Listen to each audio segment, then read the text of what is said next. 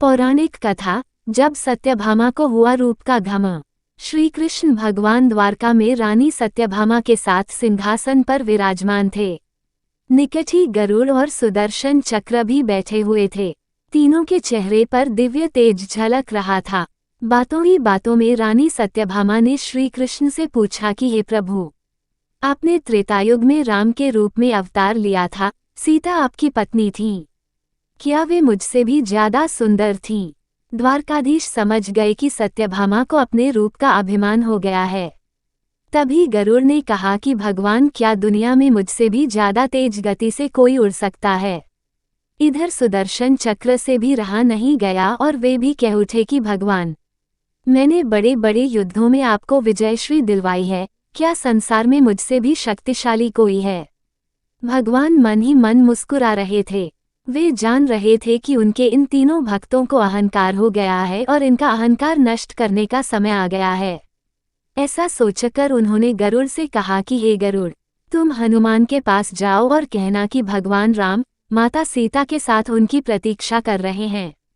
गरुड़ भगवान की आज्ञा लेकर हनुमान को लाने चले गए। इधर श्री कृष्ण ने सत्यभामा से कहा कि देवी, आप सीता के रूप में तैयार हो जाएं, और स्वयं द्वारकाधीश ने राम का रूप धारण कर लिया। मधुसूदन ने सुदर्शन चक्र को आज्ञा देते हुए कहा कि तुम महल के प्रवेश द्वार पर पहरा दो और ध्यान रहे कि मेरी आज्ञा के बिना महल में कोई प्रवेश न करे। भगवान की आज्ञा पाकर चक्र महल के प्रवेश द्वार पर तैनात हो गए।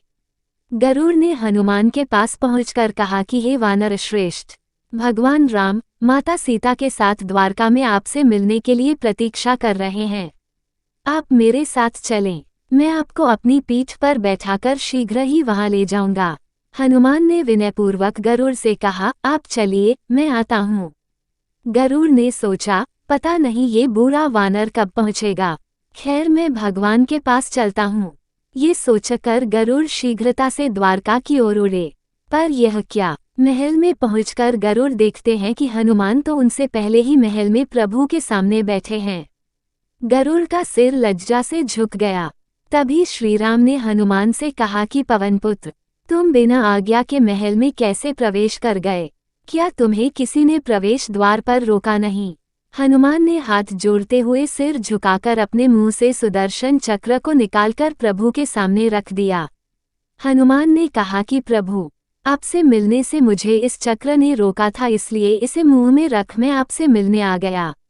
मुझे क्षमा करें। भगवान मन ही मन मुस्कुराने लगे। हनुमान ने हाथ जोड़ते हुए श्रीराम से प्रश्न किया, हे प्रभु, आज आपने माता सीता के स्थान पर किस दासी को इतना सम्मान दे दिया कि वह आपके साथ सिंहासन पर विराजमान है? अब रानी सत्यभामा का अहंकार भंग होने की बारी थी। उन्हें सुंदरता का अहंकार था जो पल भर में चूर हो गया था। रानी सत्यभामा, सुदर्शन चक्र व गरुड़ जी तीनों का गर्व चूर चूर हो गया था। वे भगवान की लीला समझ रहे थे। तीनों की आंखों से आंसू बहने लगे और वे भगवान के चरणों में झुक गए। सार, जीवन में कभी भी अहंकार नहीं करना चाहिए। जरूरी नहीं है कि आज जो आपके पास है वह कल भी होगा। अपने अंदर जरा सा भी अगर अहंकार आने लगे तो स्वयं ठाकुर जी हमसे दूर हो जाते हैं। ठाकुर जी को स्वार्थ भक्तों की ही जरूरत है, अहंकारी की नहीं।